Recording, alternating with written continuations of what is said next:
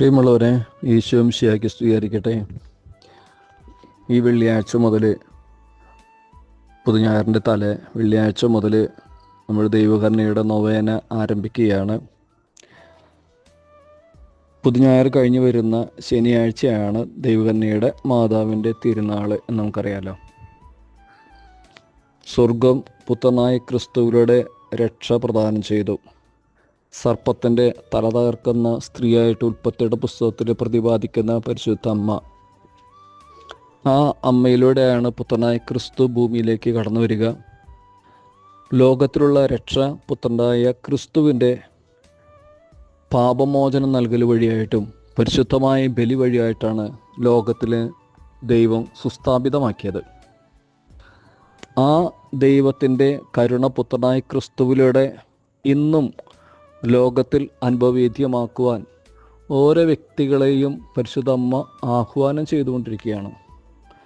പ്രത്യേകിച്ച് മെഡ്ജുഗോറിയയിൽ പരിശുദ്ധ അമ്മ അനുദിനം പ്രത്യക്ഷപ്പെടുകയും മിഷണറിമാർക്ക് സന്ദേശങ്ങൾ നൽകുകയും ചെയ്തുകൊണ്ടിരിക്കുകയാണെന്ന് നമുക്കറിയാം.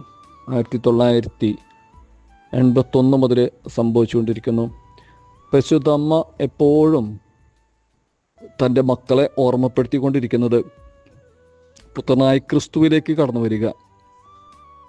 പുത്രൻ വെച്ചു നീട്ടുന്ന സ്വർഗീയ പിതാവ് ഭൂമിയിലേക്ക് വെച്ചു നീട്ടുന്ന 2 കാരുണ്യത്തിൻ്റെ ഉറവകളായ കുംഭസാരത്തിലേക്കും പരിശുദ്ധമായ കുർബാനയിലേക്കും ആത്മാക്കളെ കൊണ്ടുവരുവാൻ അമ്മ ക്ഷണിച്ചുകൊണ്ടിരിക്കുകയാണ്.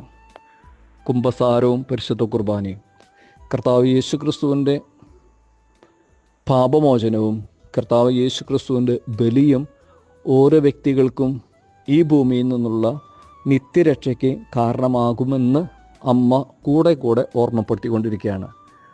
നമ്മെ ദൈവത്തിൻ്റെ കരുണയിലേക്ക് അടുപ്പിക്കുന്ന ആ കരുണയുടെ മാതാവിൻ്റെ തിരുനാളാണ് ഈ വരുന്ന ശനിയാഴ്ച ഓർക്കുക.